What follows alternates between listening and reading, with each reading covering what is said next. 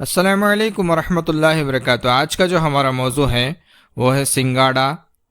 اردو میں اس کو سنگاڑا کہتے ہیں، گجراتی میں شنگوڑا، مراٹھی میں اس کو سنگاڑے کہتے ہیں، بنگلہ میں پانی پھل، انگریزی میں اس کو واٹر چیسٹ نٹ کہتے ہیں۔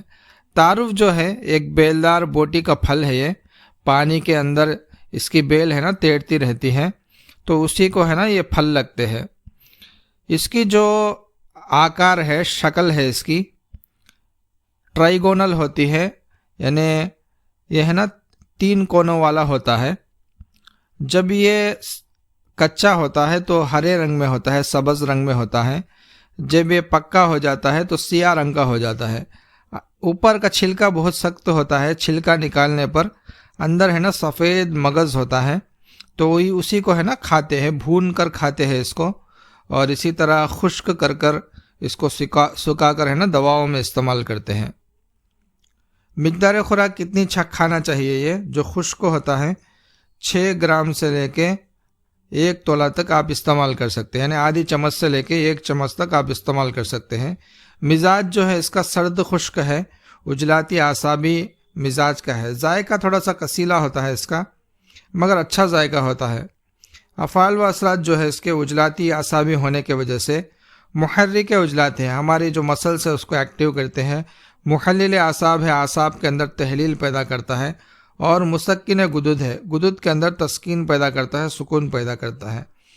کیمیائی اثر جو ہے بدن کے اوپر، یہ رطوبات کو، جو بھی بدن کے اندر بہنے والی چیز ہوتی ہے اس کو رطوبت کہتے ہیں، تو جتنے بھی رطوبات ہوتے ہیں ان کو یہ ہے نا یہ خشک کرتا ہے۔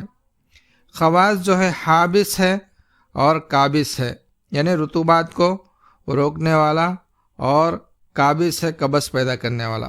مولد ریا ہے، ریا کو پیدا کرتا ہے۔ مغلظ منی ہے، منی کو گلیس کرتا ہے، گاڑی کرتا ہے۔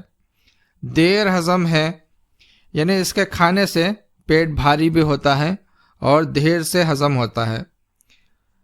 مولد سنگ گردہ و مثانہ ہے، یعنی جو لوگ اس کو کثرت سے کھاتے ہیں تو گردے کے اندر، اسی طرح مثانے کے اندر پھتری بھی پیدا کرتا ہے۔ مولد کلونج ہے، یعنی جن لوگوں کو کلونج کی بیماری ہے اس کو استعمال کرنا نہیں چاہیے۔ کلونج کہتے ہیں پھسلیوں کے نیچے جو بڑی آنت ہوتی ہے وہاں پہ درد ہوتا ہے، تو جن لوگوں کو کلونج کی بیماری ہے اس کو استعمال نہ کرے۔ احتباء سے بول ہے۔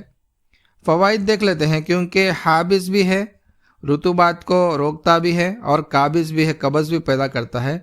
اسی لیے ہے نا جن لوگوں کو موشنز لگے ہوئے ہیں، دست لگے ہوئے ہیں، اسی طرح الٹی آ رہی ہے، ان لوگوں کے لیے بہت بڑی نعمت ہے۔ اس کے کھانے سے دست بھی رک جاتے ہیں، اسی طرح ہے نا قئی بھی رک جاتی ہے۔ اس کے علاوہ جن لوگوں کو سنگ رہنی کا مرض ہے، سنگ رہنی یعنی جن لوگوں کو بار بار کچے پیخانے آتے ہیں، کھانا کھاتے ہی پیخانہ آ جاتا ہے، ایسے لوگوں کے لیے اس کا جو آٹا ہے، یعنی اس کو پیس کر جو آٹا بناتے ہیں اس کا کھانا ہے نا نہایت فائدہ مند ہے، بہت اچھا فائدہ دیتا ہے۔ اس کے علاوہ خاص کر کے جن لوگوں کو پیشاب زیادہ آتا ہے اور بار بار آتا ہے، ایسے لوگوں کو استعمال کرنے سے پیشاب ہے نا رک جاتا ہے، بندش بول پیدا ہوتی ہے، کیونکہ یہ گدد کو سکون کر دیتا ہے، اس لیے ہے نا بندش بول کرتا ہے، یعنی پیشاب کو بند کرتا ہے۔ تو خاص کر کے جن لوگوں کو بار بار پیشاب آتا ہے یا خطرہ پیشاب آتا ہے، ایسے لوگوں کو پیشاب ہے نا بند کرنے میں فائدہ دیتا ہے۔ اس کے علاوہ کیونکہ یہ رطوبات کو گلیس کرتا ہے، یعنی منی کو ہے نا گاڑی کرتا ہے، اسی لیے منی کو گاڑی کرتا ہے، اور مقوی با ہے، مردانہ طاقت کو بھی بڑھاتا ہے۔ خاص کر کے مردانہ طاقت کے جتنے بھی نسخے ہیں اس کو ہے نا زیادہ تر استعمال کیا جاتا ہے۔